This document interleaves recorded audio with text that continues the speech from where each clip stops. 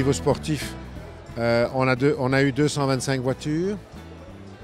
On devait les faire partir sur des plages horaires entre 8h30 du matin et les ramener sur la digue de mer à partir de 16h les 2 jours. On y est arrivé. On a eu à peu près une moyenne de 270 km par jour, avec 6 RT, régularity test par jour.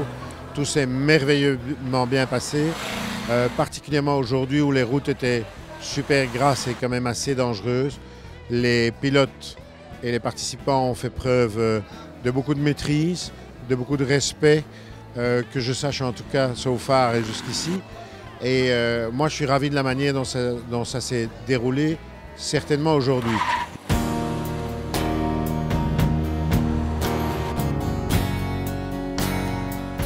La côte belge et Knokke-le-Zout en particulier, c'est une région où on peut avoir les 4 saisons en une journée.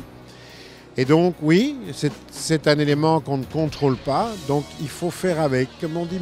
Je pense que les concurrents sont un peu inconfortables parce que ces voitures-là, on n'a pas les antibuées d'aujourd'hui, on n'a pas la manière d'aérer les voitures sont capotées, donc ils sont un peu engoncés, ils sont inconfortables. Je ne parle pas de ceux qui sont courageux et qui roulent complètement en voiture ouverte.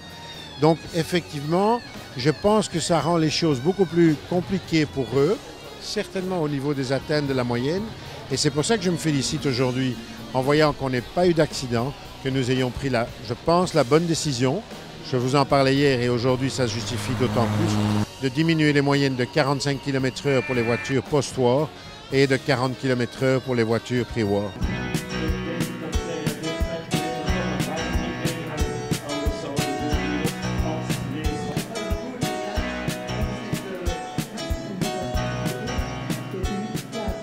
L'organisation fantastique comme d'habitude, il n'y avait rien à dire. Il a fait beau tout pendant 2 jours, surtout aujourd'hui, il n'a fait que pleuvoir, mais c'était très bien, magnifique. Mais c'est vrai que physiquement c'est dur pendant 2 jours d'être assis dans une caisse comme ça, très petite, très étroite, et en plus avec la pluie tout le temps dans la figure. Et les jets, on n'a pas de garboue non plus, hein, donc les pneus injectent de l'eau tout le temps. En tout cas, on a eu difficile les 30 derniers kilomètres, c'était pénible pour nous.